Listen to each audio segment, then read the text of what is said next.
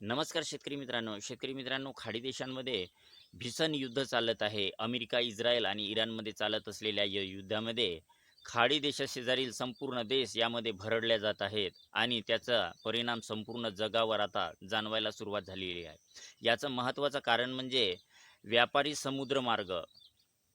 शेतकरी मित्रांनो, हा व्यापारी समुद्र मार्ग म्हणजे स्ट्रेट हार्मुझ याचा अधिकार क्षेत्र इराणकडे आहे आणि इराणने हा स्ट्रेट हार्मुझ बंद केलेला आहे. या स्ट्रेट ऑफ हार्मुझमधून व्यापारी समुद्री वाहतूक केली जाते. मार्ग बंद असल्याने कच्च्या तेलाच्या किमती या भीषण युद्धामध्ये दिवसेंदिवस वाढत चाललेल्या आहेत. अमेरिकेचे राष्ट्राध्यक्ष डोनाल्ड ट्रम्प यांनी एका हप्त्यामध्येच आपण इराणला पराभूत करणार आहोत असे सांगितले होते. मात्र एक महिना पूर्ण झालेला आहे. अद्यापही कुणीही या युद्धामध्ये हार मानायला तयार नाही.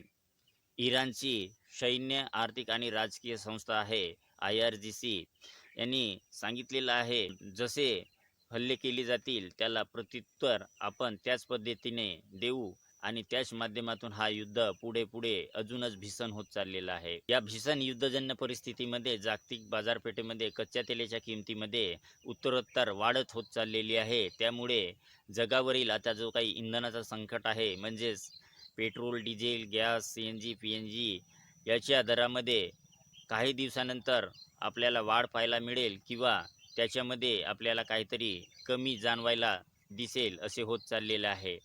असे असताना आपल्या भारत देशामध्ये याची काय तयारी चाललेली आहे आणि खास करून आपल्या महाराष्ट्र राज्यामध्ये ही तयारी कशी आहे याबद्दलची माहिती मुख्यमंत्री देवेंद्र फडणवीस यांनी प्रसारमाध्यमांना दिलेली आहे. तीच माहिती आपण या व्हिडिओच्या माध्यमातून पाहणार आहोत. तर व्हिडिओवर नवीन असाल तर झटपट चॅनलला लाईक करा, सबस्क्राईब करा. सर्वात पहिल्यांदा मी देशाचे पंतप्रधान माननीय नरेंद्र मोदीजी आणि भारत सरकारचे आभार मानतो की त्यांनी युद्धामुळे जे काही तेलाचे भाव वाढले आहेत त्याचा इम्पॅक्ट हा सामान्य ग्राहकावर येऊ नये म्हणून प्रति लिटर पेट्रोल डिझेलवरची एक्साइज ड्युटी ही 10 रुपयांनी कमी केली आहे. त्यामुळे कच्च्या तेलाच्या वाढलेल्या भावाचा इम्पॅक्ट हा आता ऑइल कंपनी सहन करणार आहेत आणि भारत सरकार सहन करणार आहे. त्यामुळे सामान्य ग्राहकाला अधिकच्या दरात पेट्रोल डिझेल घ्यावं लागणार नाही. मी याबद्दल भारत सरकारचे आणि प्रधानमंत्री मोदयांचे आभार मानतो. विशेषतः ज्यावेळी आपल्या आजूबाजूच्या देशांमध्ये जवळपास शटडाऊनची स्थिती आलेली आहे, पाकिस्तान असेल, श्रीलंका असेल, बांगलादेश असेल, या लोकांनी गॅस आणि पेट्रोलच्या कमतरतेमुळे जवळपास ऑफिसेस बंद केलेले आहेत, इन्स्टिट्यूट्स बंद केलेले आहेत. अशा वेळी भारत सरकारने अतिशय उत्तम मॅनेजमेंट करून आपल्याकडे पेट्रोल डिझेलची कुठलीही कमतरता होऊ दिलेली नाही, घरगुती गॅसची कुठली कमतरता होऊ दिलेली नाही. मी केवळ सर्व लोकांना ही विनंती करतो की विनाकारण अफवेच्या आधारावर ग्राहकांनी पेट्रोल पंपावर रांगा लावू नये.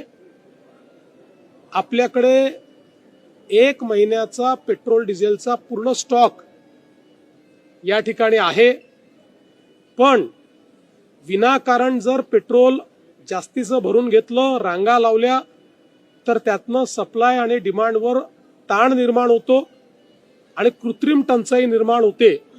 त्यामुळे अशा प्रकारची कृत्रिम टंचाई निर्माण होऊ नये या दृष्टीनं आपण नेहमी ज्या प्रकारे पेट्रोल डिझेल भरतो तसंच पेट्रोल डिझेल हे ग्राहकांनी भरावं.